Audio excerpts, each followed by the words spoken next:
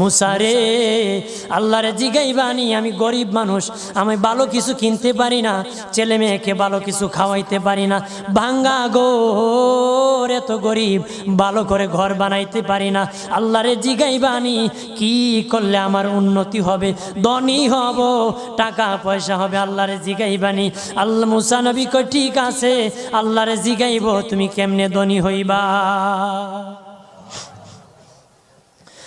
আল্লাহ নবী মুসা নবী তিন রাস্তার মোড়ে যা দেখে একটা লোক বসে আছে, তার দুই হাত নাই, দুই পা নাই, দুই হাত নাই, দুই পা নাই।